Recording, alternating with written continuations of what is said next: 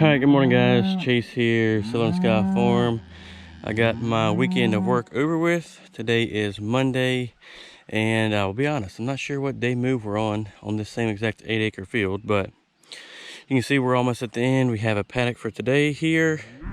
We have a paddock for tomorrow in here, and then tomorrow evening I'm going to move the cows all the way up the driveway, up past that area, and then they'll go into a about 20-acre field that we'll split off there in the same way we're doing here. So you can see all the girls are definitely ready to move. They've been very vocal this morning, and I'm gonna put this camera on my head and we'll start moving them.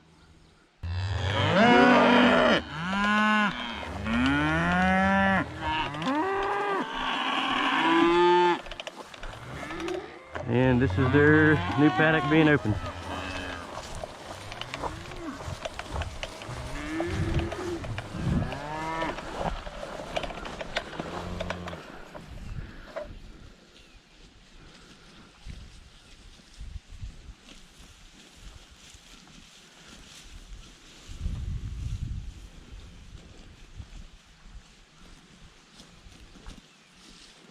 Our sick calf is the one right here.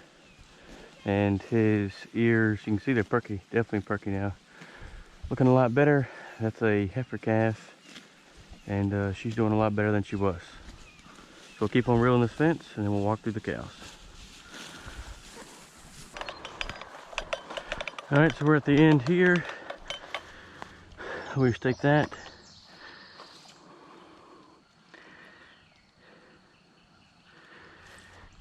I'm gonna untie it now. We lay them on the outside of the fence, and then all I've got to do is go back and pick all these posts up right here. But over here, you can see that this right here is getting pulled on a lot. So I just take this back here, run that there, wedge it onto that, and then it'll sit there and hold that from bending all the way over. So I'm gonna walk back over here, pick all those up, and then we'll walk through the cow herd and see how they're looking. This area, the grass is super thick, and it looks like they did a lot more matting, but you can tell they did eat all the seed heads over here, all along the fence here, and then they ate all the seed heads on this side here. So this right here is all right. The next time we'll run them through, they'll take care of that, and these seed heads right here and the stem will die, or rather the stem really will die, and then you'll have the stuff down here in the bottom to grow up good. So I'm super happy with how moving them every single day or every other day, depending on how their paddock looks, how the cow body has, for basically all of them, has changed. They've definitely put on a lot more weight. They're full every single day, and every single morning that you come out to move them, they are vocal and they are for sure ready to move. So you can see over here on the right, they were on this paddock right here for 2 days, so it kind of matches the rest of it. Yesterday my brother and mom called. Reed, he's been doing the past 2 or 3 days of videos, so you'll see those videos, or you have already seen those videos.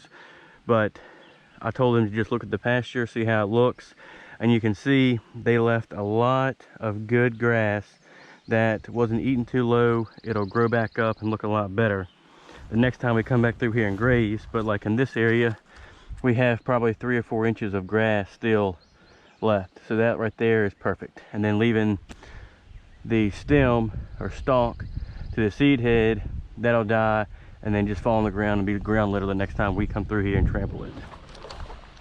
So overall, moving them, I think we've only left them in one paddock twice for 2 days.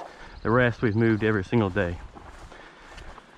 But you cannot complain about how the cows look, and how, honestly, how awesome they have improved over just a week of having the best grass on the farm that they can eat.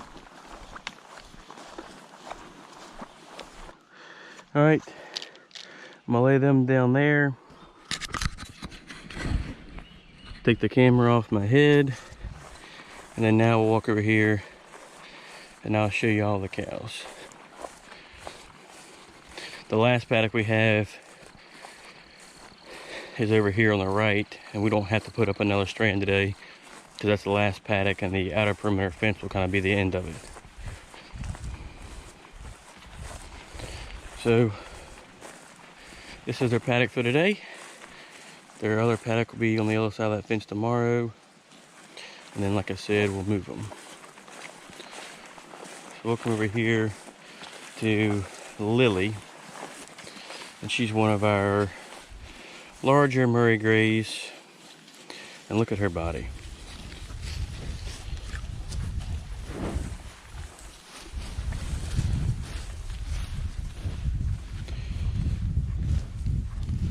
Her body looks perfect. You can see this a triangle up in there. If she was very hungry, she'd have a triangle in that area, and you can see that you can't see a triangle at all. It'd be right in front of that little hip bone you can see. She's one of our largest Murray Greys. She's by far the absolute biggest I would want to have one, maybe a little bit too big to be honest. And then the second largest one we have is Dahlia, and she's that brown one right here. And she honestly, she's carried her body weight and body score to be pretty much perfect since we got her. A little bit larger, I would kind of rather have one look like her. This is Daisy, but we only have a few that are larger in size, and those are by far the biggest that I would want here on our farm. I'd rather have the smaller ones, and honestly the white ones kind of seem to be the smaller in body size ones, and I honestly like the color of the brown ones at first, but after having them for basically a year and a half, the white ones are a little bit doing better in my opinion. With the temperature outside being hot here in Virginia in the summer, and maintaining their body score and body weight throughout the year, especially in the summertime.